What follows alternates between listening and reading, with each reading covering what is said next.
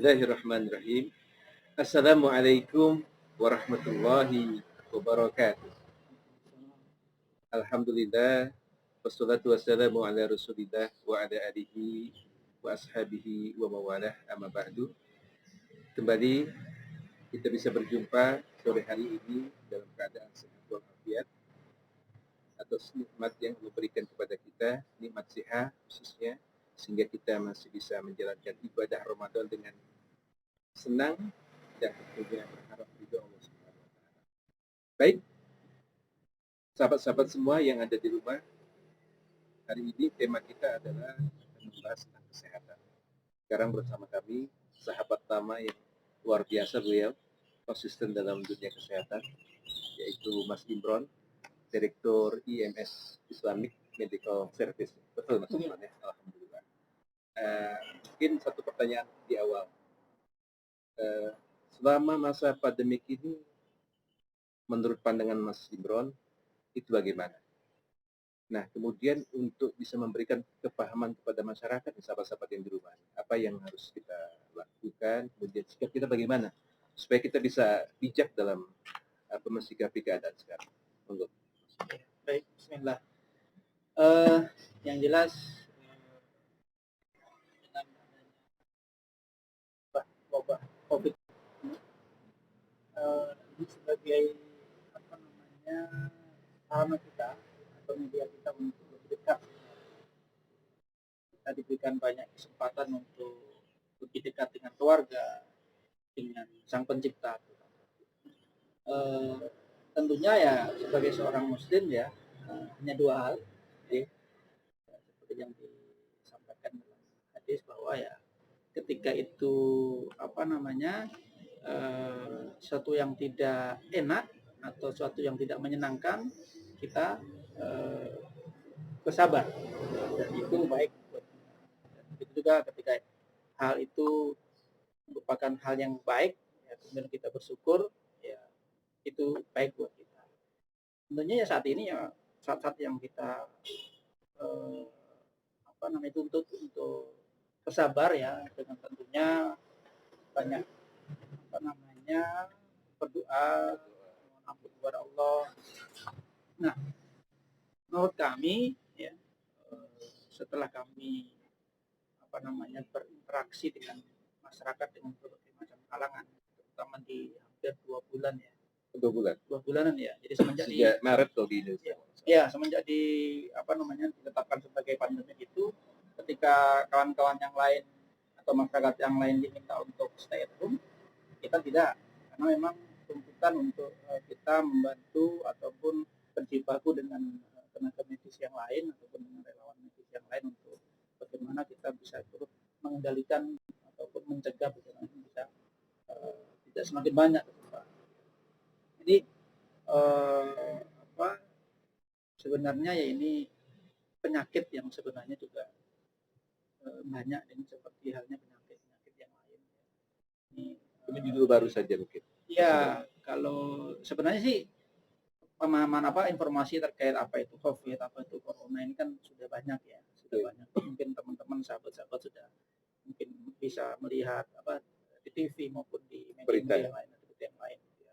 Kalau bagi kami sebenarnya ya ini tidak jauh beda dengan penyakit-penyakit yang lain, dan selama ini juga kami tidak pernah menganggap enteng ataupun meremehkan penyakit apapun. Karena selain itu bentuk teguran dari Allah, itu juga upaya kita untuk lebih dekat dengan Allah. Gitu. Luar biasa ya. Jadi memang saya juga ada sebuah hadis dikatakan untuk kita Rasulkan, ada dua perkara yang seringkali dilupakan manusia, kebanyakan manusia. Yes. Ini sahabat-sahabat di rumah, khususnya yang masih muda nih, yang sedang maupun yang udah tua sama lah. Ada dua perkara yang kadang dilupakan sama kita. Itu yang pertama memang kesehatan. Nah, yang kedua itu waktu luang atau kesempatan kalau bahasa. Makanya ketika dibilang tadi Mas Imron, pada hakikatnya ini semua ujian dan penyakit tetap diwaspadai, tidak boleh dianggap remeh, tapi tetap diwaspadai. Itu Mas Imron.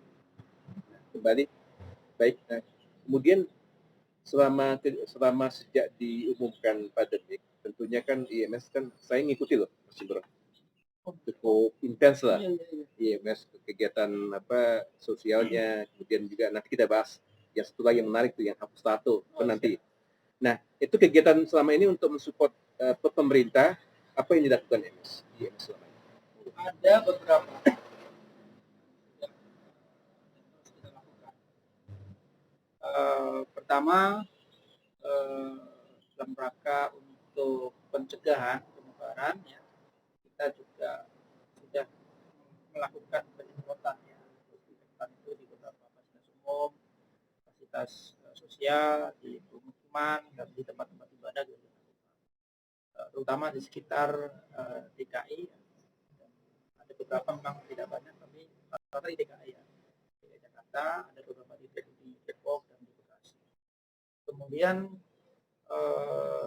yang jauh lebih penting juga sebenarnya pemahaman kepada masyarakat. Jadi masyarakat di kalangan bawah, ya, menengah ke bawah ini banyak yang tidak paham untuk bagaimana sih kita menyikapi, bagaimana kita kemudian hidup bersih dan sehat. Kita melakukan penyuluhan. Ya, selama 2 bulan ini kita mendatangi sekitar 10 pesantren.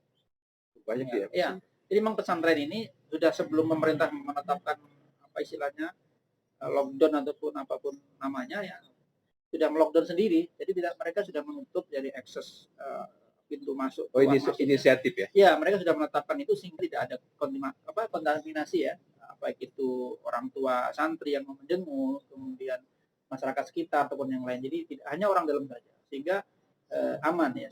Kemudian kita melakukan memberikan penyuluhan bagaimana berperilaku hidup itu secara bersih dan sehat. Intinya kan di sana sebenarnya. Jadi apapun penyakitnya, kalau kemudian kita sehat, kita bersih, ya, itu kan insya Allah akan terhindar lah, ya. Dan itu bagaimana caranya kita bisa sehat, bagaimana kita bersih, kita lakukan itu penyuluhan.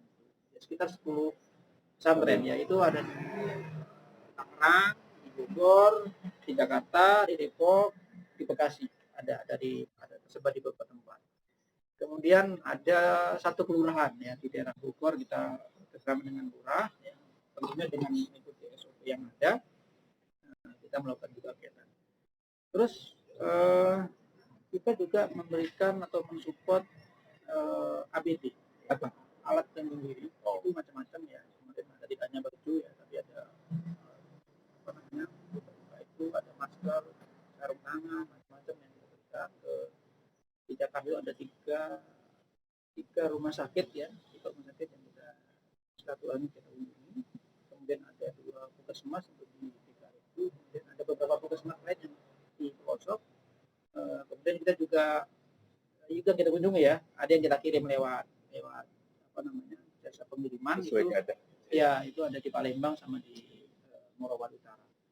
Nah, selain itu kita juga memberikan nutrisi untuk tenaga medis, ya, dokter, perawat, sebagainya yang berada di garis terdepan ini kan yang turun ke lapangan, ya, ya, teman-teman. Karena kita juga ada beberapa dokter relawan kita yang tergabung di rumah sakit kayak di Wisma, ada dokter kita, kemudian ada di rumah sakit Pertamina juga ada dokter relawan kita. Jadi kita mensupport mereka dari sisi untuk penguatan daya tahan tubuhnya. Ada beberapa nutrisi yang kita kemarin ini bukan ada ratusan lah yang sudah kita serahkan. Kemudian selain itu kepada para ini yang jadi banyak orang luput, ya, dari teman-teman yang lain itu tidak terlalu diperhatikan, ya, itu adalah sahabat itu yang di garda terakhir kalau kita sebut itu di teman-teman petugas TPU atau penggali kubur. Nah, kita ke sana kemarin tidak terlalu terlihat, ya. Padahal mereka punya peran yang luar biasa, luar biasa perannya dia. Kita perhatikan itu, ya, di beberapa TPU itu dari pagi hingga malam dia harus menurunkan yang pasien ataupun jenazah yang COVID maupun non COVID, ya, itu hampir malam, ya, hampir tengah malam juga baru selesai, maksudnya itu jadi perhatikan, ya. Banyak kan orang bantuan-bantuan yang terekspos itu, tapi kan di sana itu masih belum waktu itu, ya, belum. Ya, kita memberikan, ya, bantuan akal-akalan sembako lah untuk mereka. Kemudian kemarin beberapa hari yang lalu itu kita juga menyampaikan amanah takjil, ya, untuk mereka. Itu kemudian untuk cleaning service rumah sakit. Oke. Jadi cleaning juga kita berikan bantuan, belum banyak memang, tapi sudah ada upaya yang kita lakukan.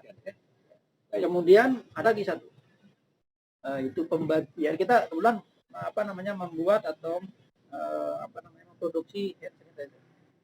Ya, jadi kita sudah produksi sendiri.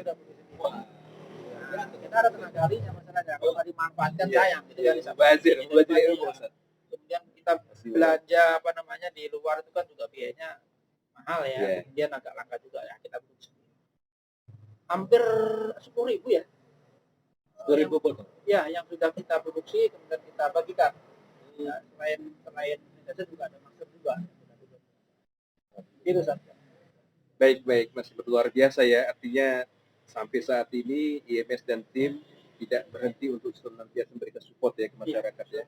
Baik pengadaan tadi, kemudian produksi juga masker dan sebagainya. Tentunya pemirsa di rumah, sahabat-sahabat sekalian, ada beberapa hal tadi yang perlu dicatat bahwasanya perhatian tidak hanya kepada yang sering kita dengar, tapi seperti tukang penggali kubur, kemudian tukang kebersihan di rumah sakit, itu bisa jadi salah satu objek donasi yang kita bisa berikan. Nanti bisa melalui EMS ya, langsung insya Allah ya, kita support insya Allah. Nah, baik Mas Imron, ini luar biasa. Ini pertanyaan yang terakhir mungkin, karena waktu kita terbatas. Saya kan juga mendengar bahwasanya IMS itu sudah brandnya itu hapus tato ya. Ini menarik nih untuk kalangan anak muda khususnya. Apakah nanti tetap berjalan? Apakah sementara ini di stop dulu atau bagaimana? Monggo, mungkin sahabat-sahabat di rumah ingin lebih tahu kan? Iya, alhamdulillah program ini kan sudah 2,5 tahun berjalan ya. Sudah sekitar 5.000 lebih ya yang kita tindak ya. Nah, khusus di program dengan adanya musibah ini atau wabah ini memang ada beberapa agenda besar kita yang harus diundur lah ya. Mungkin di waktunya tidak sekarang. Itu ada beberapa. Namun untuk kegiatan sendiri ya secara massa memang kita tidak melakukan. Ya, selama ini kan kita ada layanan yang kita keliling-keliling itu kan kita memberikan layanan secara massal ya. Banyak orang. Karena memang aturan yang dilakukan kita taat, kita tidak lakukan itu. Namun untuk di klinik kita melayani. Ya, masih terlayani ya, mereka yang datang ke klinik kita layani ya, dengan tentunya ada janji kemudian ya tetap mengikuti SOP kesehatannya. Oke, tetap berjalan ya. Tetap berjalan, tapi ya untuk optimalisasi nanti setelah udah pandemik ataupun sudah selesai corona, insya Allah akan lebih maksimal lagi ya. Sahabat di rumah nanti jangan lupa untuk hubungin IMS ketika ada sahabat-sahabat ingin hapus tato. Itu perlu untuk menyempurnakan ibadah kita insya Allah. Nah, ini yang terakhir kali nih Mas Imron. Tentunya harapan dari kita kan semua kembali normal. Khususnya dalam hal ini kan IMS selaku lembaga yang memang concern di dunia kesehatan, tentunya punya harapan ke depan pada situasi kayak saat ini. Ya, sahabat teman sekalian, bahwa wabah ini kan lagi-lagi bahwa ini teguran, ini ujian, ya. Tentunya semua aspek, semua sektor, semua bidang berdampak, secara pribadi, secara komunitas, secara organisasi. Tentunya kita semua berharap bahwa musibah ini ataupun wabah ini segera berlalu. Kemudian kita bisa kembali seperti semula melakukan aktivitas tanpa ada halangan, tanpa ada gangguan, sehingga ibadah yang kita lakukan, kegiatan yang kita kerjakan, ataupun kehidupan sosial ataupun muamalah yang lainnya yang kita laksanakan tidak ada kendala atau bisa berjalan secara maksimal, secara baik, lancar, tidak ada gangguan sedikit. Itu kira-kira. Baik, alhamdulillah. Baik pemirsa, sahabat-sahabat yang ada di rumah, demikianlah bincang-bincang santai ataupun bincang-bincang Ramadan inspiratif bersama dengan Mas Imron, Direktur IMS. Mudah-mudahan bincang-bincang yang sederhana dan sedikit ini bisa bermanfaat untuk kita di rumah. Tentunya ada beberapa catatan yang mesti kita perhatikan. Yang pertama, jaga kesehatan kita semua, taati aturan yang telah ditentukan oleh pemerintah. Tentunya semua itu kan untuk kebaikan kita semua. Mudah-mudahan Allah Subhanahu wa taala senantiasa menjaga kesehatan kita semua, dan tentunya kita mohon pada Allah yang Masih Mulia pandemi ini segera berakhir, sehingga kegiatan kita baik itu kegiatan sosial, pendidikan, usaha, apapun itu kembali normal, sehingga juga ibadah kita yang terutama akan lebih optimal lagi. Dan Ramadan ini adalah bulan berkah, tentunya yakin kita mohon kepada Allah, Allah akan mengijabah doa kita semua. Terima kasih, kalau ada kesalahan mohon maaf. Kita liqa. Wassalamualaikum warahmatullahi wabarakatuh. Waalaikumsalam.